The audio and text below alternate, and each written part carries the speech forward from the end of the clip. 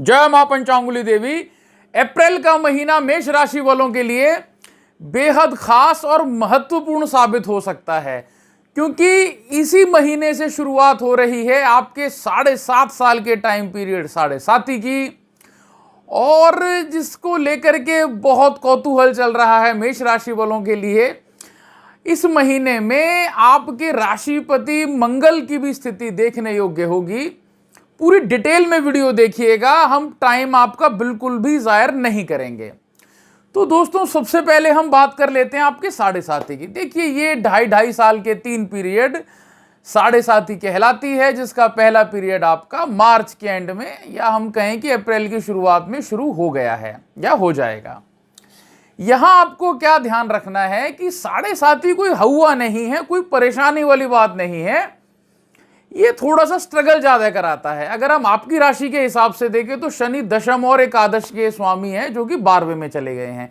इसीलिए आप देखेंगे कि इस समय में क्या होगा, पहले शुरुआती 2.5 साल में नौकरी में बदलाव आएंगे, बार बार आएंगे, और जो खासकर जो लोग टिक के रहते हैं उनके तो हो सकता है 1-2 बार आए, लेकिन जिनका बस यही लगा रहता है ये बदल दें उनकी बहुत नौकरियां चेंज होंगी। इसलिए थोड़ी स्थिरता रखें।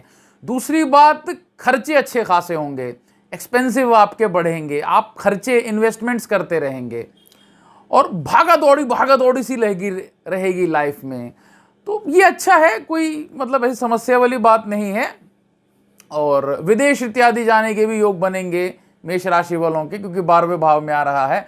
कर्म को लेकर, अपने प्रोफेशन को लेकर के बार बार मन करेगा कि ये बदल लें, खासकर व्यापारियों को। एक बात और, जो साढ़े साथी का प्रभाव है व्यापारियों पर ज्यादा अधिक पड़ता है, ना कि नौकरी पेशा वालों के लिए। और व्यापारियों पर भी इसीलिए क्योंकि कुछ लोग जो हैं वो बहुत रिस्क ले लेते हैं, बहुत जल्दी बिना सोचे समझे। उनके लिए साढ़े साथी का प्रभाव लगभग ठीक रहेगा। और इसके लिए क्या उपाय करने चाहिए वो हम आपको वीडियो के अंत में जरूर बताएंगे। एक बात का ध्यान रखिए, अनेक वीडियोस में आपने सुना होगा कि ये होने वाला है, ऐसा हो जाएगा, वैसा हो जाएगा। तो देखिए, ये चीजें डिपेंड करती हैं आपकी अपनी कुंडली पर। अगर आपकी कुंडली में शनि बहुत अच्छे हैं, बेहतर स्थिति में हैं, तो यही साढ़े साथी आपके लिए गोल्डन अपॉर्चुनिटी बन जाएगी, है ना। और यदि आपकी कुंडली में शनि बहुत खराब स्थिति में है, तो दिक्कतें आपको बढ़नी शुरू हो जाएंगी। लेकिन मिला जुला के ये चीजें लगभग ठीक ठाक हैं। अब हम सबसे पहले बात कर लेते हैं गोचर की। तो देखिए, 2 अप्रैल को मंगल अपनी नीच राशि कर्क राशि में आ जाएंगे, चतुर्थ भाव में। ये स्थिति मेष राशि वालों के लिए ठीक नहीं है। इसमें सेहत का ध्यान रखिएगा, खासकर जिनको बीपी हार्ट की प्रॉब्लम है उन्हें थोड़ा सतर्क रहना चाहिए इस समय में। यात्रा में कोई नुकसान हो सकता है इस समय, खासकर वाहन चलाने में सावधानी बरतिएगा। इसके अलावा ठीक ठाक है। 13 अप्रैल को संक्रांति है, और मेष की संक्रांति, सूर्य अपने उच्च राशि मेष राशि में आ जाएंगे। यहां से सेहत आपकी अच्छी हो जाएगी, किस्मत आपका साथ देगी, बुद्धि आपका साथ देगी, और संतान संबंधी कोई बड़ी अचीवमेंट या संतान के लिए कोई करियर संबंधी, उसके स्वास्थ्य के संबंधी, अथवा जिस एज में है वो उस संबंधी उसे लाभ हो जाएंगे। अब हम बात करते हैं सबसे पहले डिटेल में आपके सेहत की। तो देखिए, नींद की कमी रहेगी इस महीने, स्वभाव में तेजी रहेगी, वाहन चलाने में सावधानी बरतें। 14 तारीख के बाद से मनोबल आपका बढ़ जाएगा, सेहत में सुधार आएगा, थोड़ा क्रोध में वृद्धि रहेगी, लेकिन सेहत ठीक रहेगी। धन पक्ष की बात कर लेते हैं। बड़ी इन्वेस्टमेंट का रिस्क ना लें। 7 तारीख से 25 तारीख तक कमाई के बेहतर योग दिखाई देते हैं। अचानक धन लाभ भी होगा। कोई रुका हुआ पैसा वो आ जाएगा, कोई रुका हुआ कोई ऐसा काम था वो बनना शुरू हो जाएगा। इसीलिए खर्चे भी साथ साथ में दिखाए। 25 के बाद मास के अंत में खर्चे आपके ज्यादा बढ़ जाएंगे। स्टूडेंट्स के लिए कहना चाहते हैं, 1 से लेकर 13 तारीख तक किसी चोट से जरूर बचें। कोई बड़ी यात्रा हो तो ना करें, करना हो तो थोड़ा सावधानी से करें। पहाड़ों पर्वतों की यात्राओं को अवॉइड करें। उसके बाद में मनोबल आपका बढ़ेगा, सफलता मिलेगी, और क्रोध में कमी भी आ जाएगी। स्टूडेंट्स के लिए यह महीना बहुत लाभप्रद है, बेहद शुभकारी, मंगलकारी है। घर परिवार की बात कर लेते हैं। देखिए, घर पक्ष की बात करें तो थोड़ा सा तनाव जरूर दिखाई देता है इस महीने, लेकिन कोई सगाई आपकी पक्की हो जाए, कोई शादी हो जाए, पैतृक संपत्ति से लाभ के योग दिखाई देते हैं।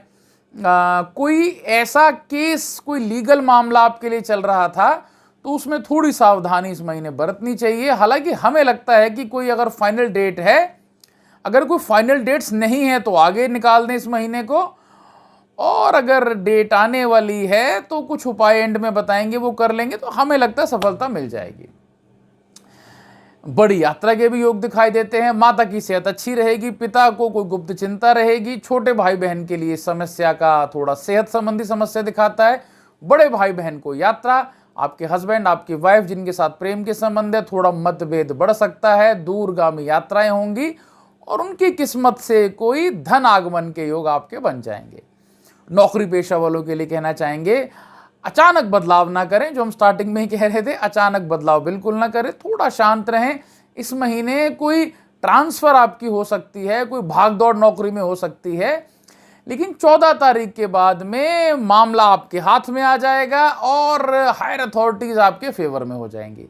उससे पहले थोड़ा हायर अथॉरिटीज के साथ में वाद विवाद दिखाई देता है। व्यापारियों को कहना चाहेंगे, बड़े रिस्क से बचें। कमाई के बेहतर योग दिखाई दे रहे हैं। 7 से लेकर 25 के बीच में धन आगमन के योग दिखाई देते हैं। कोई बड़ी डील आपकी क्रैक हो जाएगी, रुका हुआ धन आपको मिल जाएगा और व्यापार में वृद्धि भी होगी।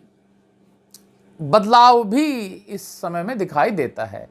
अब हम बात कर लेते हैं साधकों के लिए। तो साधकों को यही कहना चाहेंगे, नवरात्रे के 9 बहुत खास शक्तिवर्धक, शक्ति प्राप्ति के दिवस आने वाले हैं। नवरात्रि की पूजा जरूर करें, माता महामाया की पूजा करें, आपको बेहद शुभ लाभ प्राप्त हो जाएंगे। उपायों की बात कर लेते हैं। हनुमान चालीसा का पाठ जरूर जरूर जरूर करें, 7:30 शुरू हो गई है। और अपंगों की सेवा करें, जो असहाय हैं, रोगी हैं, जिनके पास अपने घर नहीं हैं, जो फुटपाथ पे सोते हैं, उनकी सेवा जरूर करें। उन्हें अन्न वस्त्र औषधि का दान जरूर दें, आपको बेहद लाभ होगा। यदि लीगल मामला कोई ऐसा है जो इसी महीने है और आप मेष राशि वाले हैं और आप बहुत कॉन्फिडेंस आपका लो है, तो गौ माता की सेवा करें, गौ माता को हरा चारा खिलाएं, बेहद लाभ की प्राप्ति होगी। आप सबका मंगल हो। जय विधि माता, जय महादेव।